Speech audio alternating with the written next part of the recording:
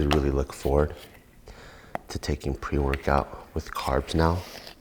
I get like this extra, I guess like buzz. I get this extra feeling, like it makes the hairs on the back of my neck stand up. And I like that feeling. And I really get the most out of my workouts. So I do it on all barbell days now.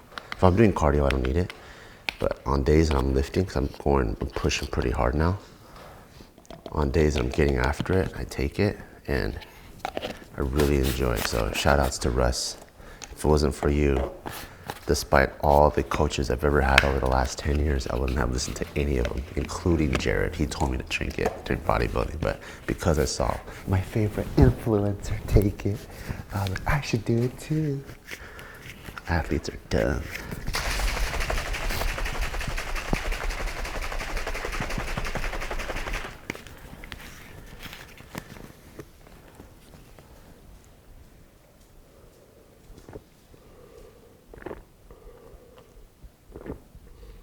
Battery 90%. So I gotta get this portable thing set up, but eventually we'll have speakers, we'll have fans and lights. So even if I train early morning, it won't look dark like this. On camera, it probably doesn't look that dark, but it's a little bit dark in the day. Let's see, what mood are we in? Are we in a cash money millionaires mood? Or are we in a DMX kind of mood? Let's start with some Afro beats, shall we? Let's see.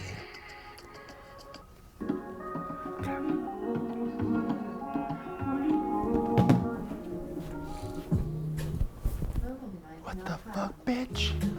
Okay.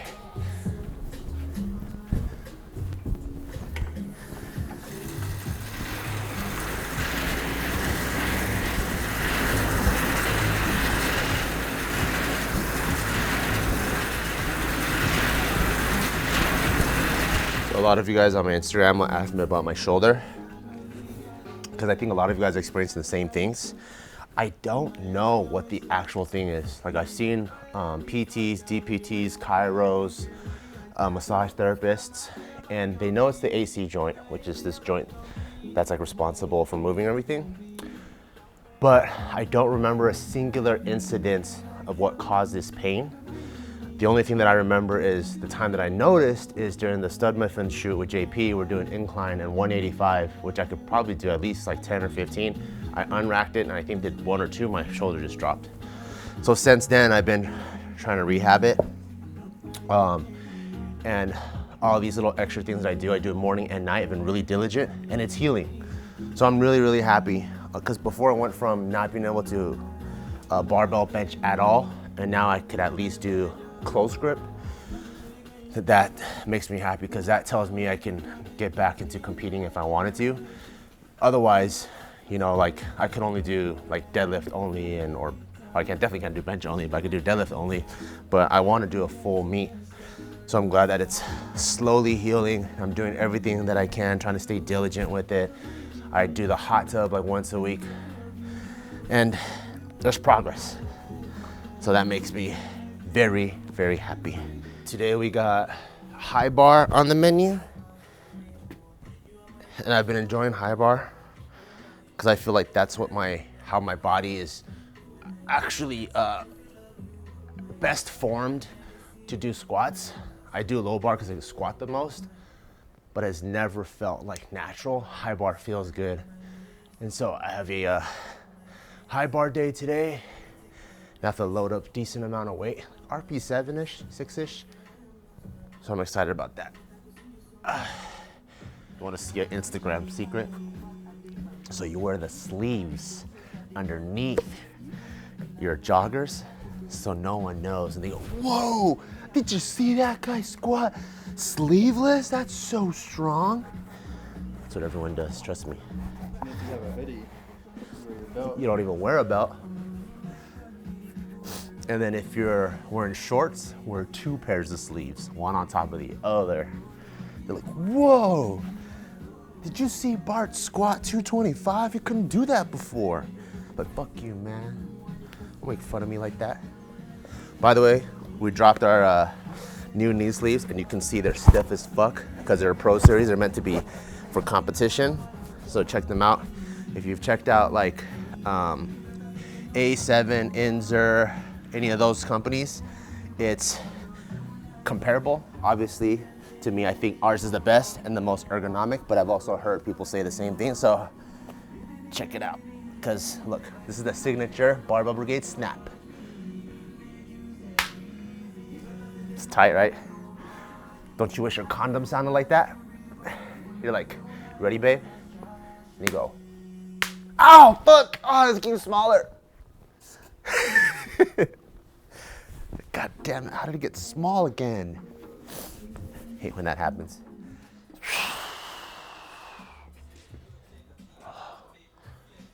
Feels so good to squat on the floor that's not slanted. Because you remember when everything was in the garage, it was slanting forward, so I felt like I was on extra heels. This feels good.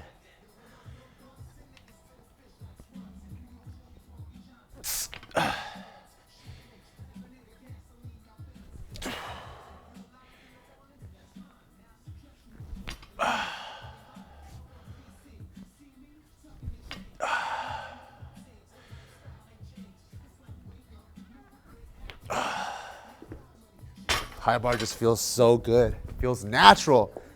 Must be my Chinese genes. Too bad I'm fucking weak at it.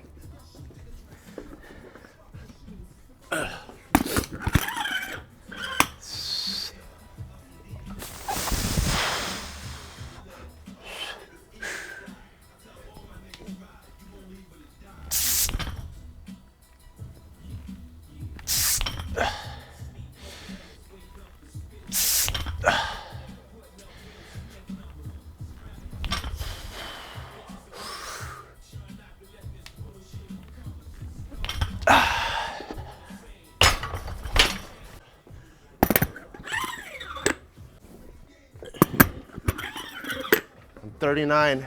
I'm in literally the best shape of my life. You could do it. I've been seeing grandmas do gymnastics at 90 these days. So I'm like, I think our definition of health and like wellness is changing. And I have to fart. That's wellness right there. Did it?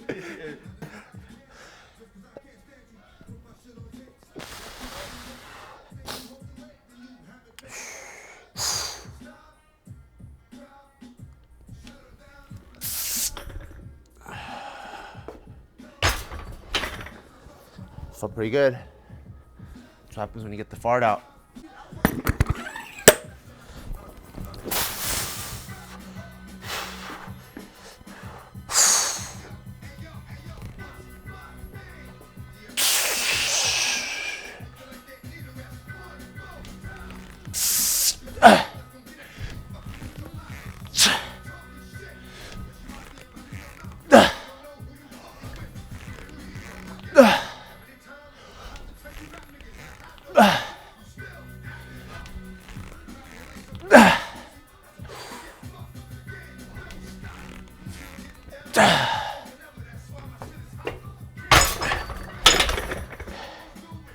Move good. The steam coming out of my mouth looks hardcore as fuck. Like I'm training in Alaska. It's moving really good. Let's see. Oh yeah. It's moving really good for fucking sleeveless. It's my last rep. Nice. 275, 285, 290. Now I got 2 back down sets at 290. I felt good though. Felt explosive. The form felt good. Felt like I was in control the whole time. One adjustment I've been making is I realize when I do high bar, I think because it is a little more quad dominant, it actually feels better when I bring my feet a little bit closer, like shoulder width. And then when I do low bar, just a little bit outside of shoulder width, I feel like I get more of that glute and back engagement. But for high bar, it's shoulder width. Maybe that's why I feel like high bar is more of an athletic movement too, because it's closer to my, like, you know, my jump. Because my jumping stance, I don't really start here. What's that? Fucking burglars and shit?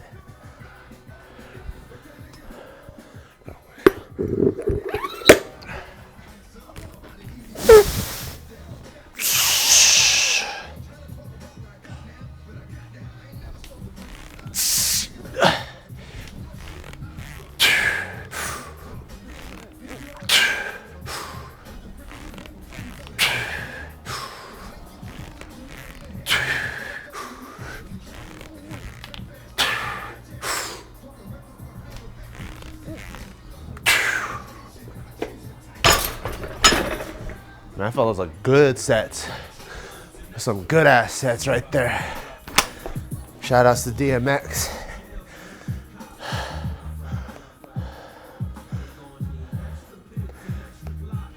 Feel like I got good rhythm. Taking it as 7 singles rather than 1 set of 7 and rushing them, you know? Sometimes I'll get in that mode of just like rushing them, but I was trying to build that rhythm, like boom. Yeah, that was good. Once again, sleeveless. So, it's pretty good. Last set, best set.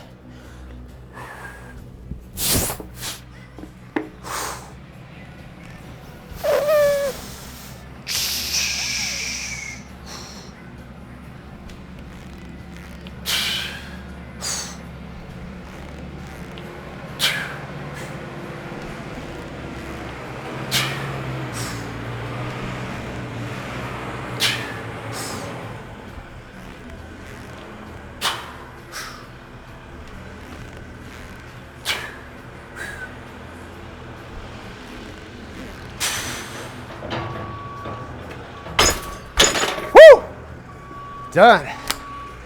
So nowadays, I almost attribute almost across all aspects of fitness and sports to this exponential growth and skill because of video. Because now it's not just for lifters, it's for jiu-jitsu guys, it's for guys that play basketball. So before, you kind of had to rely on your coach to adjust anything you're doing wrong or to perfect your technique. But your coach will only come around maybe once or twice during the whole session because they got so many athletes. But now, because you can record yourself, you can catch your own mistakes, and then you have records of showing your actual coach, and they can give you so much more feedback. So just some of the things that are really important is technique. So strength is as much of skill acquisition as it is getting more powerful, right? That's the difference between bodybuilding and powerlifting. Boiled down, bodybuilding is build as much muscle as possible.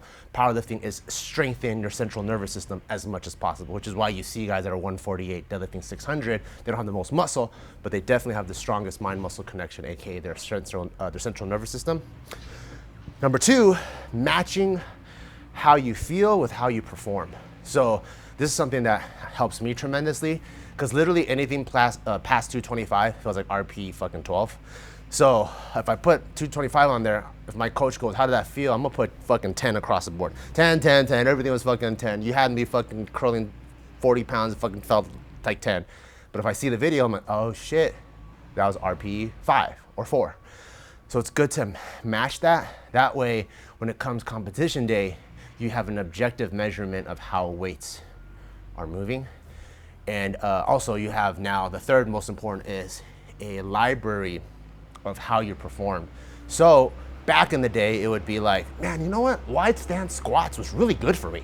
Because maybe narrow stance squats, you hit a plateau or you feel fatigued, and you would just randomly go back to wide stance. Now you can go back to video and go, oh, actually wide stance was not that good for me because my hips shot up first or whatever, you know? So now you have an actual library of trial and error of showing what works and doesn't work, and you don't have to rely on your memory, which is faulty. So I would say those are the top 3 most important things why you should record your lifts.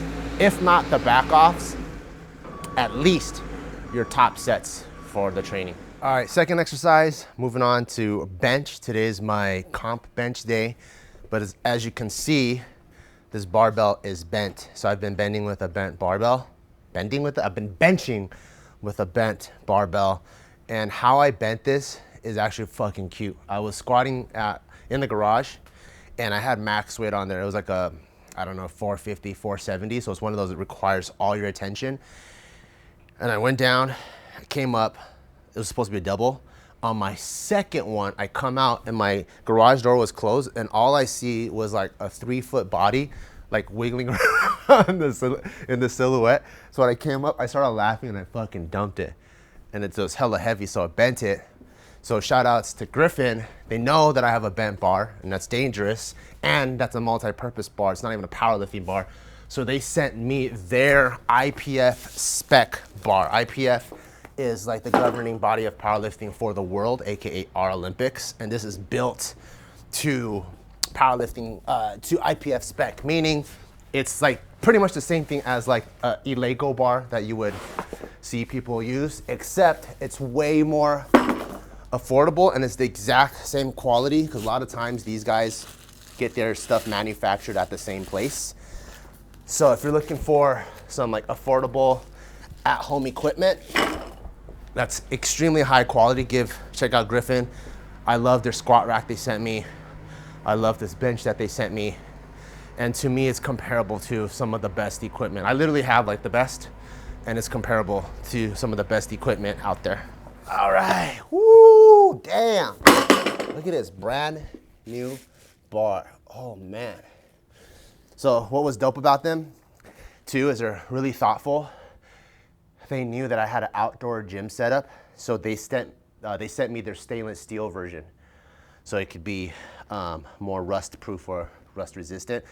Because usually people rock with the zinc one, because that's all you need. It's a little bit cheaper. It's a cheaper of a finish, but it's not as durable. So it's really nice that they sent me the stainless steel one, because they know I train outside. Look at these end caps. They call this their Odin bar. Pretty cool, huh? 29 millimeter standard. That's IPF. Woo-wee. So today on my program, I got a top double at a RPE 5/3 out of 10 pain.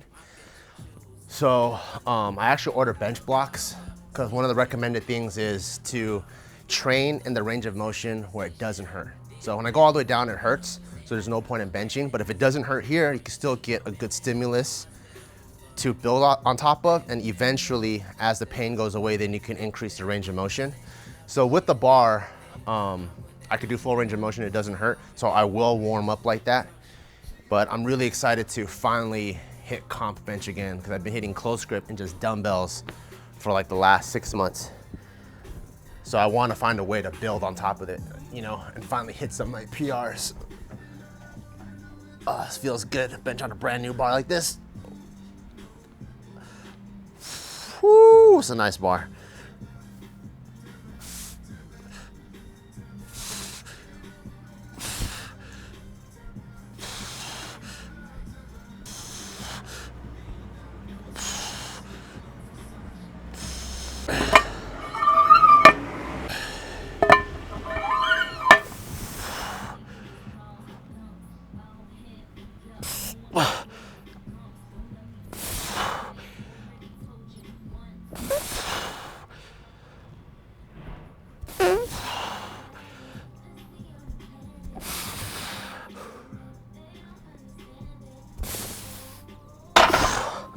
No pain with 135. It feels not tender, but sensitive and cautionary, if you will. Like when I get down, I'm okay, good, no pain. So it feels like that. So I don't want to push it there. I purposely bought this bench block so I could work at a lower range of motion. I'm gonna try 3 inches. Hey, what are you doing out here? I'm gonna try 3 inches and see if I can still move some weight.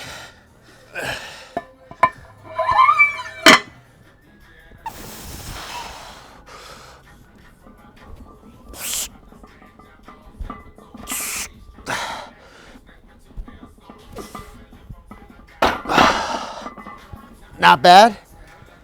Shoulder feels kind of funky. Not that it hurts, but just foreign, because I haven't moved that way. But see, That's when I should have recorded it. That way I could see, because I felt like I can't go up very much, but it could have moved really good. Should have recorded that one. I think I'll go with 255. I think that's safe. My first week on comp bench. Oh, and also shout outs to Strength Co. These are the exact same weights you see at Russ's gym. These are the only pound weights he uses. And I just moved everything, so I found these. They probably sent this to me like a year ago, but they are as tight as kilos. I just noticed that right now, so I talked about it. Look at this. It's like, ooh, shit. Like even me putting the 45 on, you see how much it wiggles? These ones like feel like I'm putting kilos on. It's like tight. The accuracy in which they made these plates are insane. Look at that. If it's not on perfect, it won't even slide. All right, 255.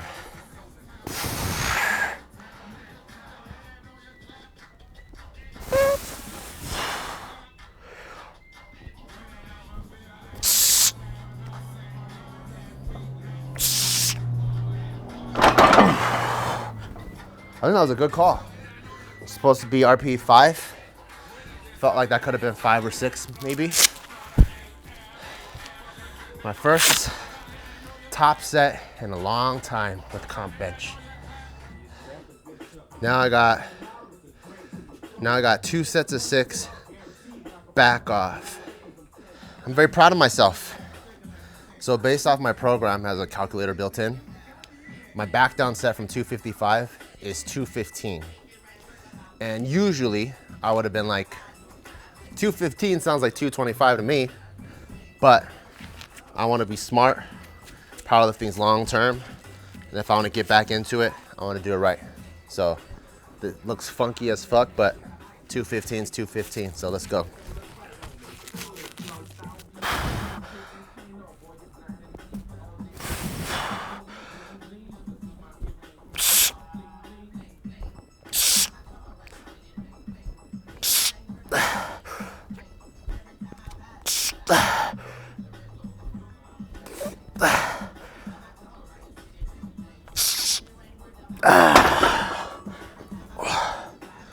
Feels good. Feels good. Pain-free is good.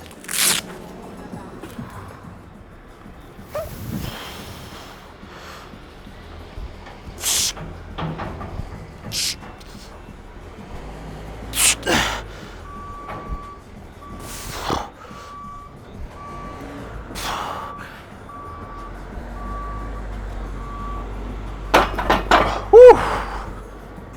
Feels good. Definitely feels good. Actually, not that I like being injured, but I think the injury is good for me because it makes me be patient, don't rush it, focus on the other cues, like maintaining leg drive, because you guys know my ass comes up a lot. So the injury is like slowing me down and making me perfect my technique. So I'm a big firm believer everything happens for a reason, and this probably happened to like calm my ass down and do things right. Done. Moving on to accessories. Trying to push accessories, so. Okay. Oh, what the fuck? Player.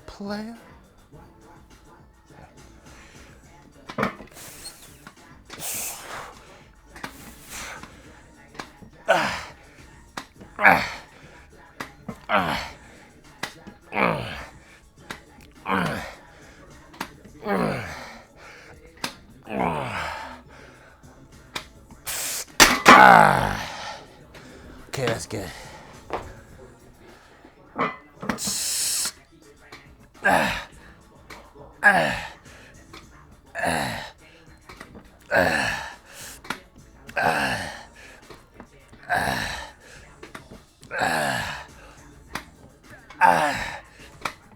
Yeah. Woo! Try to pause it for a split second at the top too. Just try to adapt that bodybuilding perspective from the show and applying that to my accessories. Whereas before I just kind of go through the motions, you know, but I'm like, I even try to feel the negative a little bit, get the most out of the accessory, AKA hypertrophy work.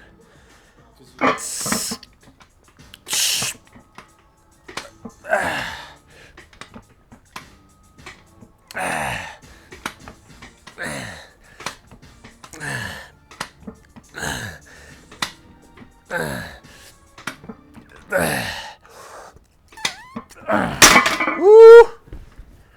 Done with that. Now I got some dumbbell bench press.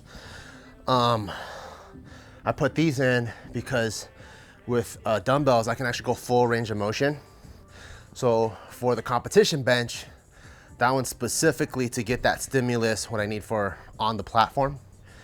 But to strengthen the bottom part, I still wanted to put something in there that can still strengthen the bottom. So as soon as the pain goes away, the strength will be there. And with dumbbells, since my hands can rotate where it needs to, it actually doesn't hurt. So when I do dumbbell bench, the focus isn't on max weight, rather like max range of motion and even kind of like pausing at the bottom a little bit.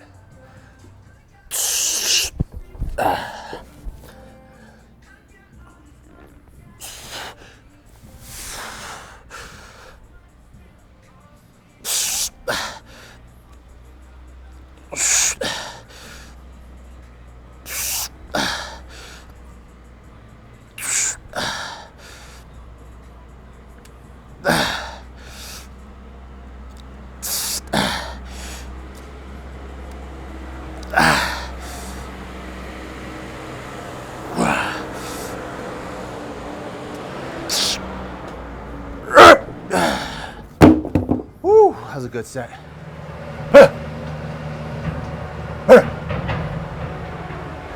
That's what Cooper does.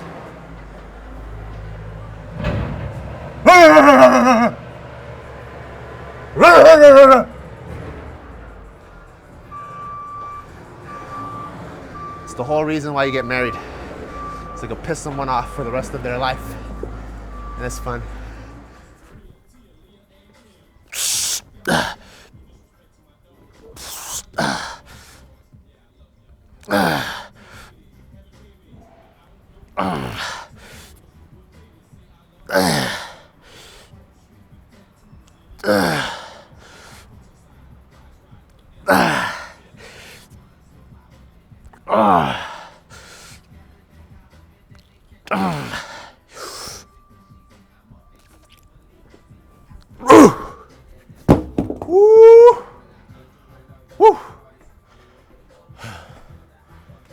Play. I haven't done 3 sets per accessory in a while, or per exercise, and I haven't had, I think, like 4 or more exercises in a while, because everything's been more like well-rounded, you know, like hit the weights, a little bit of strength, a little bit of hypertrophy, a little bit of cardio, but I'm really trying to set myself up to get after it strength-wise next year. So it's like 80% strength now. That's what we're really focusing on. Hopefully we see the strongest package that we've ever seen next year.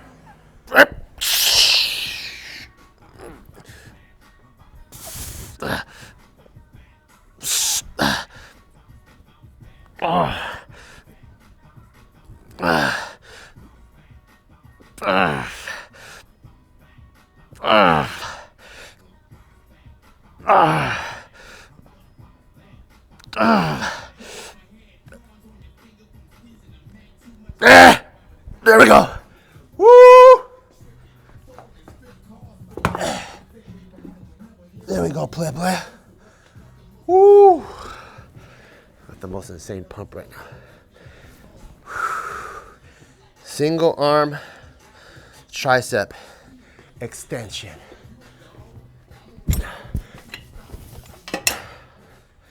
I actually like rope when I do a single arm tricep extension. I notice when I do too many things like this, although this is more competition specific because it mimics the barbell, I get tendonitis.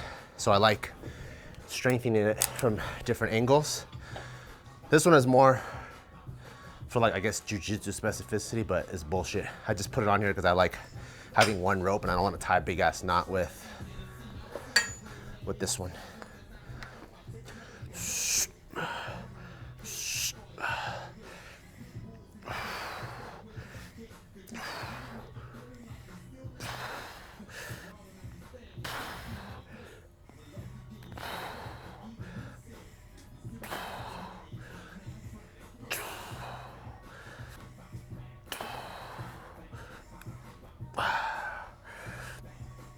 Ah.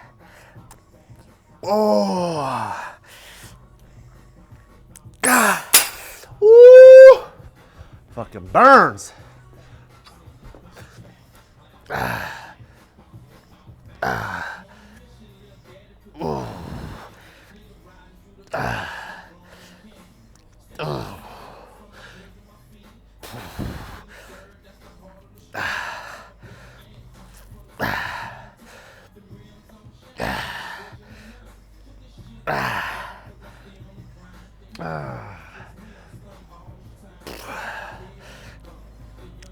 Ooh.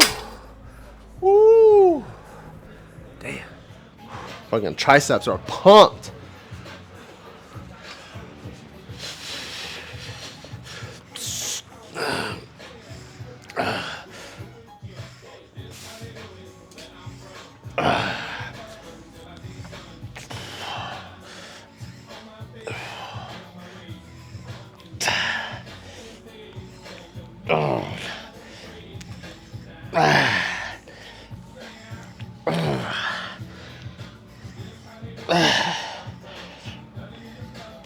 Woo! Shit.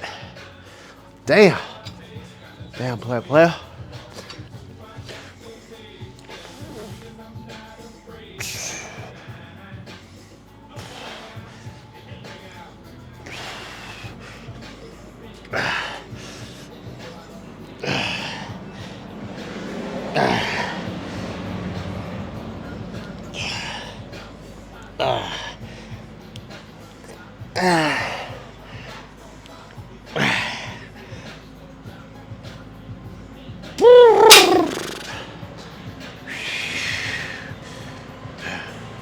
Fucking triceps are pumped.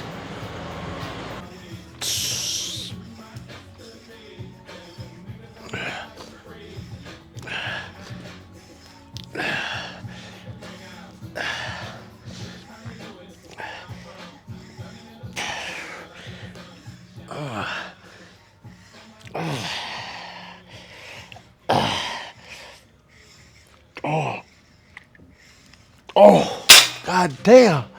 Woo, shit. Fucking high reps. Ooh, feels pumped. Oh, shit.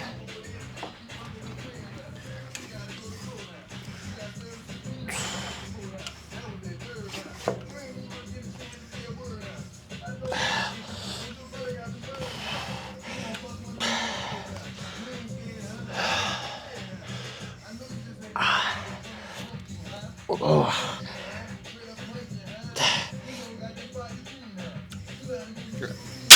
Oh, shit. Damn, man. Still pretty lean, man. Am I? Yeah, you're good. I've been trying to still maintain the diet, you know? I try. I'm just telling you, really trying to take fitness seriously and really try to combine everything I got this year. From losing my weight, getting lean, getting strong, upping my cardio. I want to enter my 40s, best shape of my life, and try to accomplish some big goals there. I was a fucking fat fitness influencer for like 7 years. Cable rear. I'm about to do an exercise I've actually never done before, but it's on my new program, so I have to do it. Oh, that's kind of good though.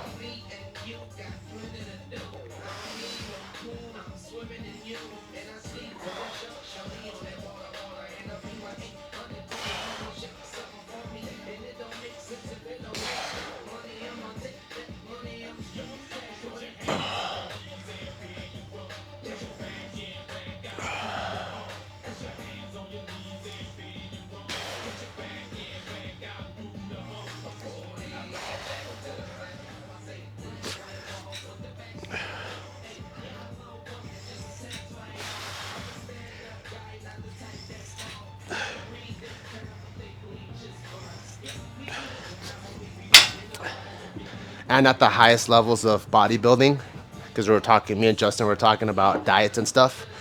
At the highest levels of bodybuilding, no one's on keto. Literally no one. And I've never experienced this before, but after the bodybuilding show, because you're so fucking depleted and you slowly start to carb up, every ingredient you put in your body, you can feel what it's meant to do. Like, you know, people talk about mind-muscle connection. I finally had a mind-food connection. Like, I was so depleted on depletion week, no boners, couldn't get angry, couldn't get happy, had zero emotions, because emotions are built off of hormones. Hormones are built off of fats. My fats are so low, that whole category is gone, right? So when they started introducing almonds, which is a good source of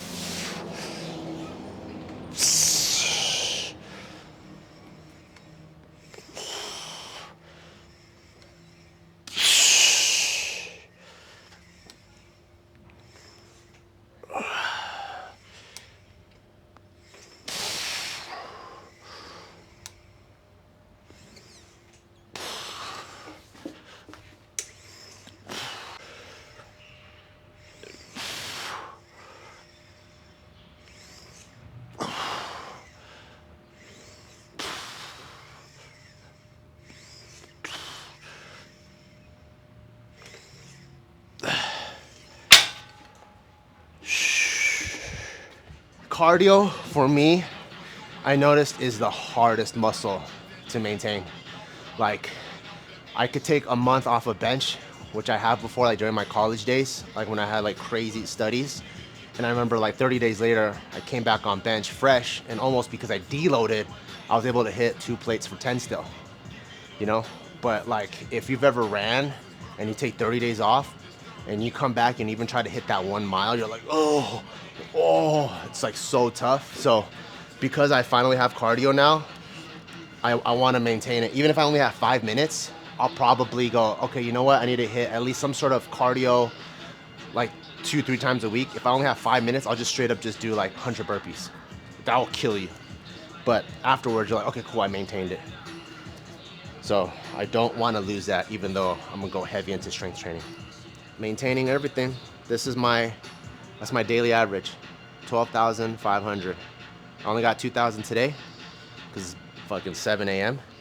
But I've been maintaining, trying to, as they say, don't try to live for the goal, try to live the lifestyle.